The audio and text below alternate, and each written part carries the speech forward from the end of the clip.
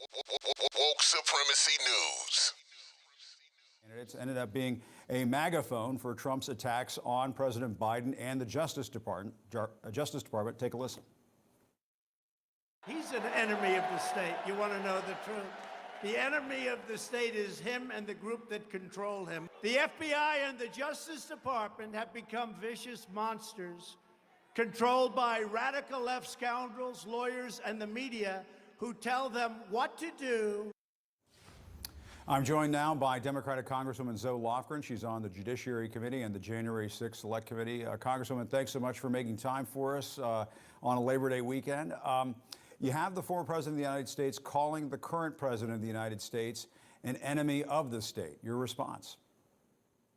Well, it's bizarre, and the President Biden did caution Americans about extremism in his speech in Philadelphia, and the ex-president is proving his case to call out law enforcement as vicious enemies. I understand that he identified an FBI agent by name on his social media, probably exposing that law enforcement official to threats that we've seen. It's just weird, and that he makes everything about himself. The Republican voters I know here in my district, they didn't steal classified documents and put them in a little room off their pool. The ex-president did that. So it's a weird speech. And he also referred to members of the FBI, Department of Justice, as vicious monsters, quote unquote, vicious monsters. You've looked at, along with the committee, Trump's rhetoric leading up to January 6th. Do you think that kind of rhetoric is more incitement, essentially? Well, potentially, yes. In the lead up to January 6th, there was extravagant claims made meant to inflame public opinion, and that is what is happening here. Although I think it's meant to turn people against law enforcement officers. And we've seen that sometimes that rhetoric reaches people who are prepared to act on it. For example, the fellow who was killed when he tried to attack the FBI agents in Ohio. So this is not responsible, and the ex-president ought to stop it. But meanwhile, all of us, Democrats and Republicans in elected office, should call this out. This is not proper behavior. And one of the rally speakers was somebody named Cynthia Hughes. She runs a group that raises money for January 6 defendants. And our Marshall Cohen over here at CNN points out that last night she told a story to gin up sympathy for her nephew, who is a convicted Capitol insurrectionist. And this is her nephew right here posing as Adolf Hitler. His former colleagues testified that he said, quote, Hitler should have finished the job.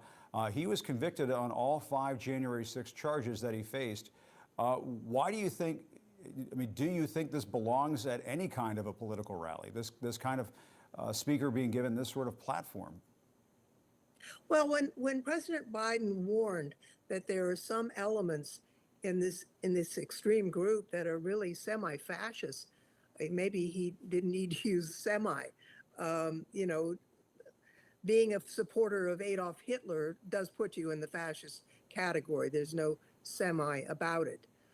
So I do think this is troubling, and responsible Americans, we can disagree on issues right to left, but that doesn't mean we shouldn't stand up for peaceful communities to push back against the chaos that the ex-president is trying to create. We ought to be thankful to our law enforcement community that does their best to keep us safe instead of attacking them. And we're still learning about the scale of the sensitive documents that were discovered at Mar-a-Lago. One of the questions that I had is, and perhaps you can answer it, is it possible that any of these documents were in any way connected to the January 6th investigation? Might they have might they be of some interest to the January 6th investigation? Well, we don't know yet. Here's what we are doing.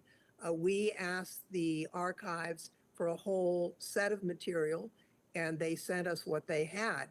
And the question we have is some of what's been returned to them on the list of what we asked for? We don't know the answer to that question yet, but we expect to get the answer. And how soon do you expect that answer?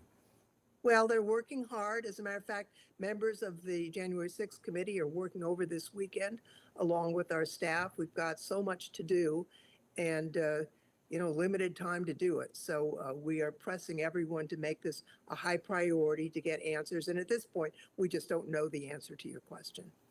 And you said the January 6th committee plans at least one hearing this month. Any update on when that could be, what it would cover, and when do you think we will see that full report? Will we see it by the end of the year?